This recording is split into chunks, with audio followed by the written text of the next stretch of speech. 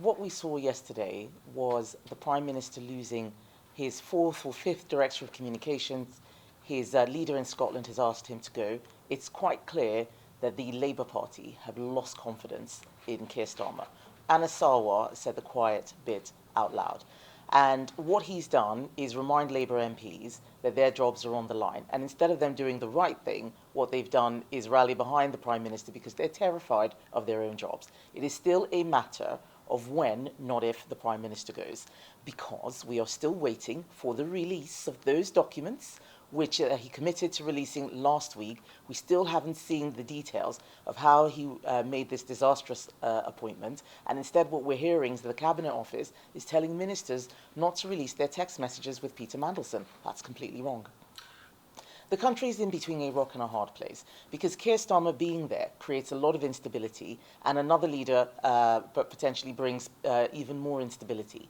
I've been talking to businesses this morning, and what they're saying is that the last 18 months have been the worst they've ever had on the high street. Unemployment going up every single month since Labour came into office, between the jobs tax and business rates and all of the other increases in costs like energy costs. They are struggling, and what they see is a government that doesn't care about them. They don't care about the jobs of the people out on the high street. They only care about the jobs of MPs, and that is a real problem. That's why I'm speaking out.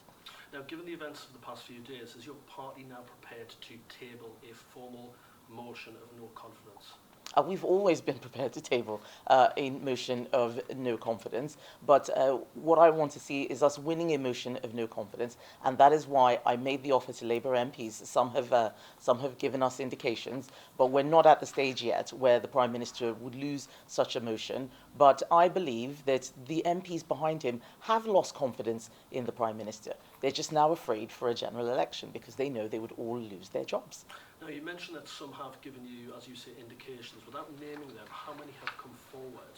And has that number increased in the past 24 hours? Well, I haven't spoken to my whip's office, and I don't want us to go down the rabbit hole of exactly how many. There are 411 Labour MPs. They have 160 more than all the other parties combined, and they want to keep their jobs. So we know that they're not going to be calling for a general election. What I want to see is the release of those documents, which the Prime Minister committed to releasing, but he still hasn't done anything yet. I believe that they are hiding something. I told Labour MPs last week that they shouldn't be part of the cover-up. I'm not getting distracted from what that cover-up might look like, because the country needs to know the truth.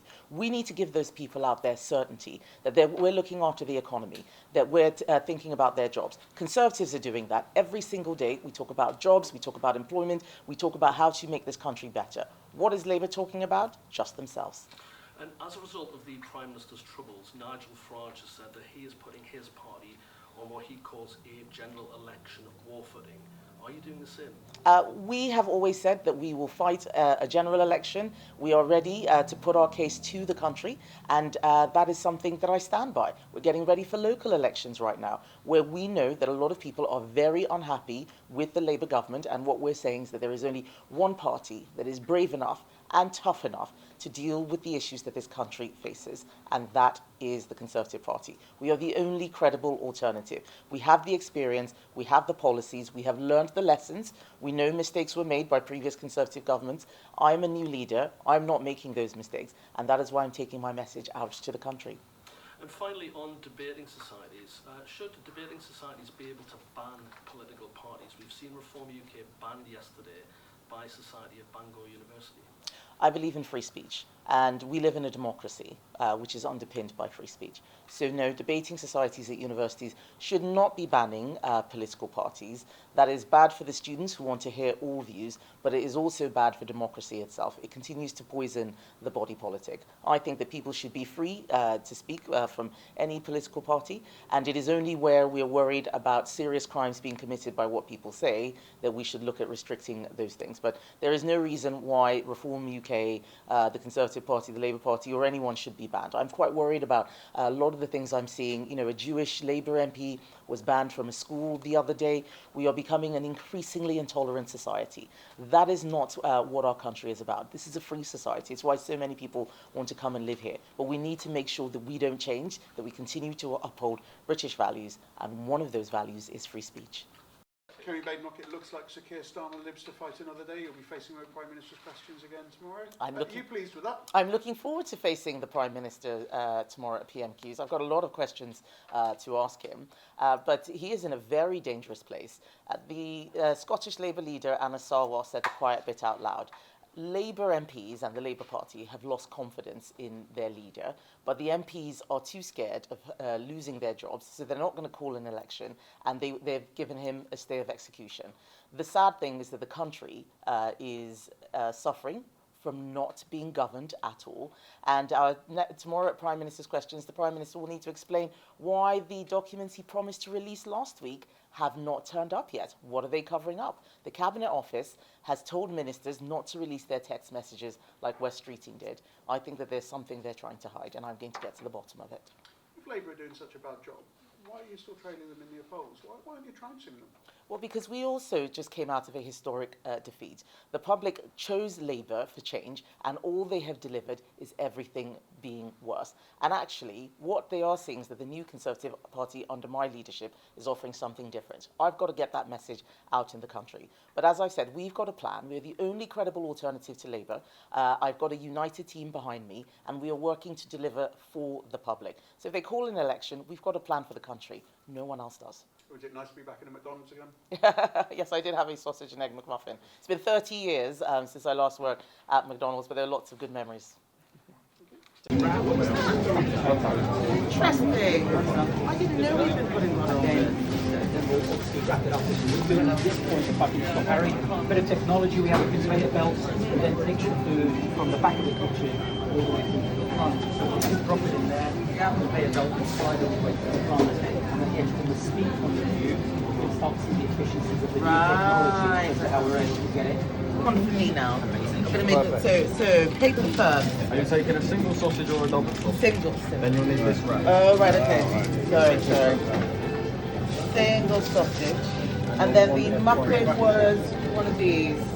What are these? What's that telling me? So this one is the expiry, so you want to take this one first, and then it'll expire. Okay, fine. And then the cheese. And you want to slice this one to where it's the sausage. Okay. And then that's the top. Turn over the top, the cheese is slightly different. Yeah. There's all the crown. Alright. And then the cheese is where? Cheese will be just here. Okay. So I use a.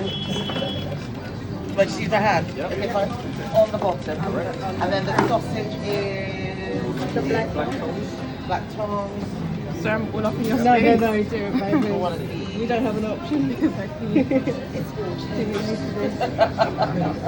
And then the egg is. Yeah. Oh yeah. And then the egg sauce. Just the second one? That's the first one. Alright, okay. Okay. Alright. And then that's did you say butter? Just a little bit on the crown there.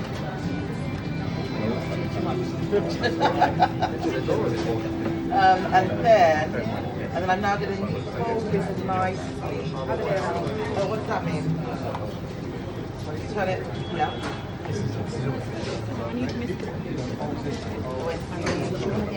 Oh, thank you so much. Why does it matter which one I do? Okay. Oh, I see. Half an hour of photos. It was. We've got 5 minutes of photos. I'm going to commit so that no one can say you'll start. Yeah, I think these are most yeah, we don't speak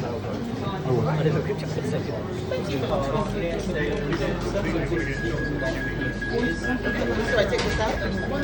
Press this one, yeah? Okay. On the top one,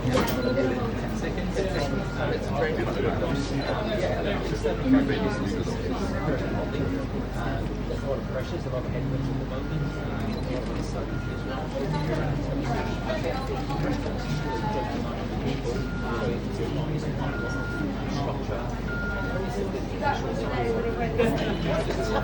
Is it going to be 10 seconds? Okay. So I then just toss it all down there. There we go. National insurance going up, be difficult. Yeah, so that's that. Yeah. As well as the sort of changes to business rates as well. Oh, how are business rates impacting you? So across all 14 stores, you'll probably be unsurprised to know that it's had any negative impact. We operate when £100,000. That is extraordinary. Very good. I can't get those house prices stay up.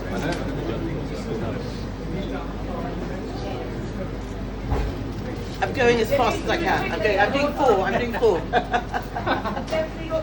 Yeah. This is what I'm struggling with, getting them to stay on the rack. They fall through. So I've got 4 for you. There we go.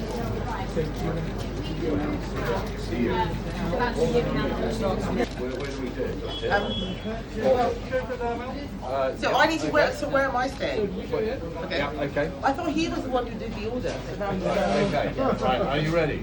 Okay. Order for Kemi. Thank you. There we go. Number 10. Enjoy it. number 10. Thank you. Thank you, Sir Abel. Thank you. Pleasure. All right. Good. Okay. So where to next?